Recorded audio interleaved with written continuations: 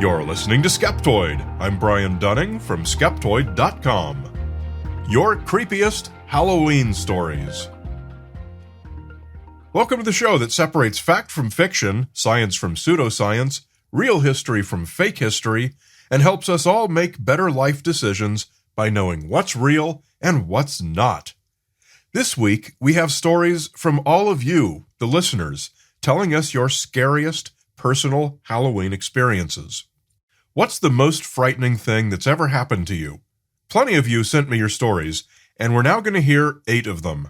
But I warn you all, if you are faint of heart or easily terrified into a state of gibbering insanity, then please do not listen to this episode. Unless, of course, it's Halloween. The Phantom's Breath. We're getting started with a creepy tale from listener Jeff. He tells an experience that sounds familiar to all of us, one that happens in just about every scary book or movie. It was a dark and stormy night, with the wind blowing this way and that in great bursts, sending drafts through my historic 1920s apartment. Soon after bed, I heard my bedroom door go click, creak slowly open, and then slam shut.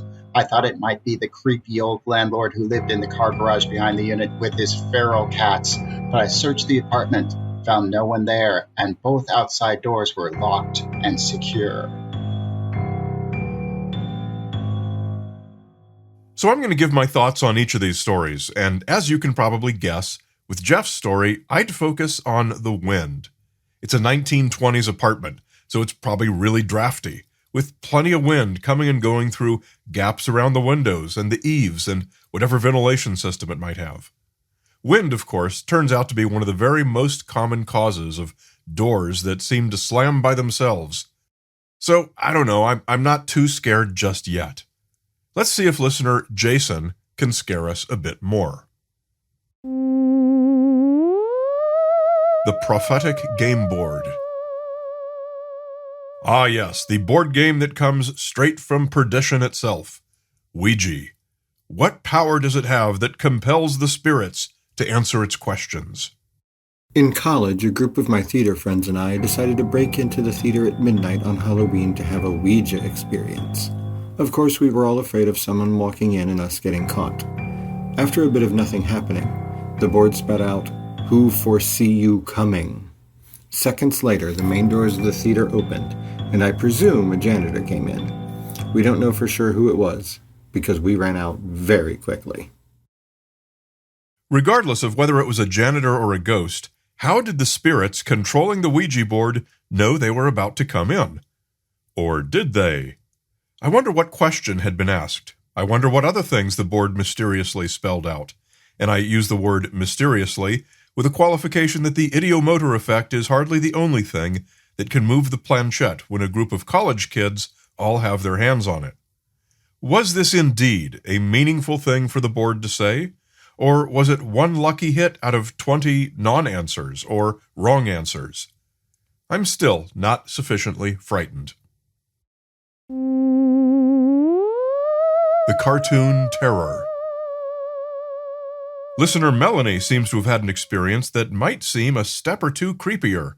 Let's hear her story and find out. This is Melanie Teresa King from Thinking is Power.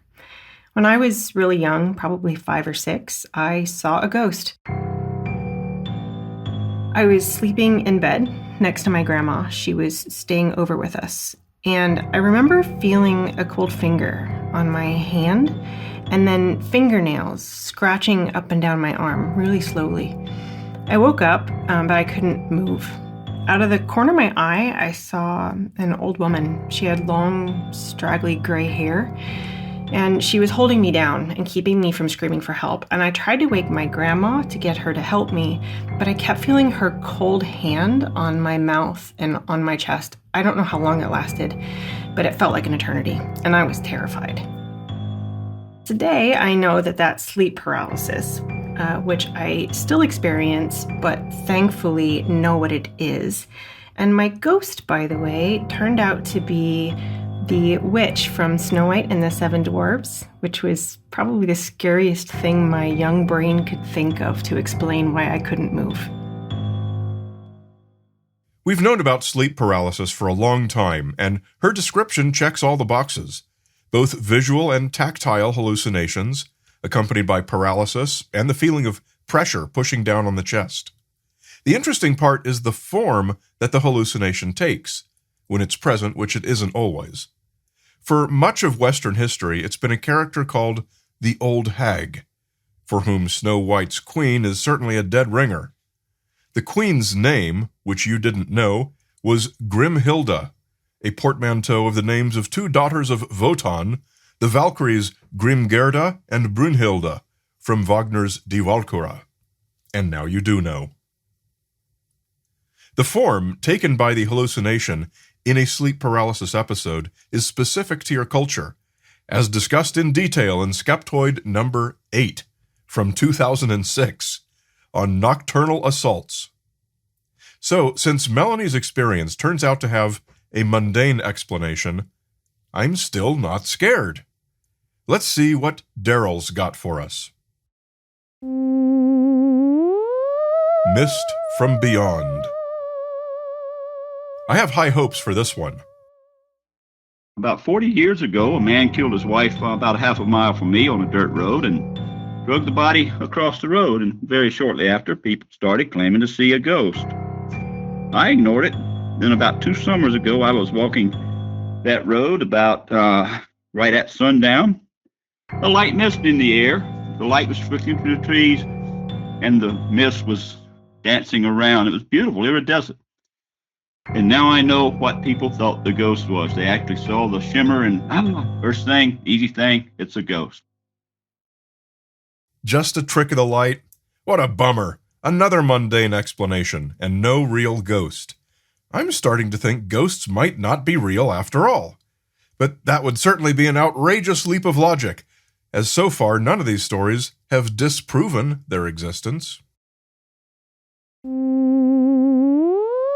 The Malevolent Bedsheet. It seems that ghosts, if they exist, might have some window into our subconscious, since Neil's story also involves a state of something less than full wakefulness. Exhausted after a day of writing exam questions, I fell asleep in a London hotel room. I woke up to discover that I was being strangled by my own bedsheets.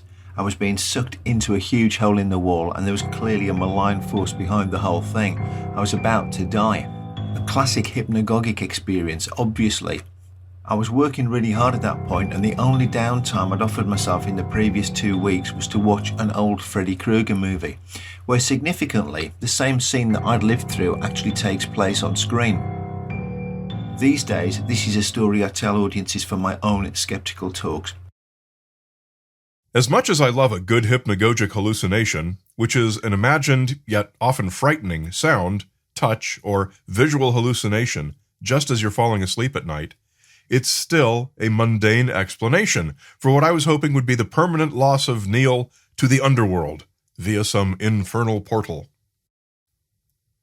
Incidentally, I keep hypnopompic and hypnagogic straight with a little mnemonic device. Hypnagogic contains go, as in go to bed, because they happen at night when you're falling asleep. Hypnopompic has a P, as in pour me some coffee, because they happen in the morning as you're waking up. Advice remembered. So, if we're not going to find any ghosts, let's see if Todd's daughter's experience can at least qualify as an inexplicable coincidence. My daughter once called and interviewed me for a class about grief. I told her the only thing I grieved was our good times as a young family, but I had decided back then to be in the moment so that I would have memories. The next day, we got a call that my daughter had been rear-ended by a drunk coming 60 miles per hour over a hill before he rear-ended her car as she sat behind a school bus. She told me later she usually checks her hair and makeup when stopped in traffic, but she remembered our talk about being in the moment. So she looked to the right and saw grandparents waiting for children to get on the bus. To the left, she saw that the bus had a stop sign out, so there were no cars coming down that lane. Then, looking behind her, she saw the approaching SUV and floored her car into the left-hand empty lane. She lost the back half of her car, but was uninjured. Coincidence? Or... Of course it was coincidence, but the creepy kind. This remembering of specific advice right at the moment it was needed is a variation of the familiar thought experiment of happening to think of some relative right at the moment when they die. We can do the math on coincidences like this. How often did she contemplate that advice? And for how long did she remember that she'd contemplated it? How often does something happen where remembering the advice would have come in handy? We can get an estimate of how many times a year this might happen. And we can multiply it by how many people exist. And depending on the variables, we end up with a mathematical prediction that something so seemingly improbable probably happens to tens or hundreds of thousands of people every day. So I'm still not scared. The Organic Spectre. A ghost made of actual organic material? Okay, I'm all in. Let's see if this is the proof of the supernatural we're after. Hello, this is Adrienne Hill from Skookum Studios, here to tell my ghost story. When I was 5 or 6, I was woken up in the night by the sound of footsteps outside my window. Thump, thump, thump. I peeked out the window and saw no one there. I thought I must be dreaming, so I lay back down in bed only to hear again. Thump, thump, thump. Nothing outside. It must be a ghost. I screamed for my mother, who also heard the footsteps, and we huddled in her room until the next morning when my dad arrived home from night shift, only to discover that a large sack of potatoes had fallen over on the landing of our basement steps and had emptied with potatoes rolling down the stairs. Thump, thump, thump. Wait, potatoes were the organic specters? Okay, that's just lame. I'm beginning to suspect there is no such thing as ghosts after all. I will give my listeners one final chance to persuade me. Let's see what listener Lee has got for us. And he's an international best-selling author, so I expect his story to be told with great skill and a glorious display of literary mastery. The Haunted Reflection.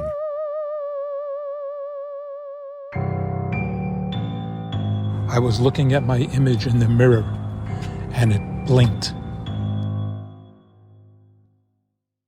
That's it. We're done. Clearly, the only reasonable explanation is that it was a ghost reflection. A ghost somehow inhabited the mirror and took over the reflection of whoever was looking in it. The winner of today's best ghost story can only be Lee, with his gripping masterpiece of The Haunted Mirror. Ghosts having thus been proven to be real, I must now go and retract about 3/4 of the Skeptoid back catalog. So if you'll excuse me, this won't take but a month or two. We continue with one more ghost story, this one from Indonesia, and a character you might recognize from the Ring movies, in the ad-free and extended premium feed. To access it, become a supporter at skeptoid.com/go-premium.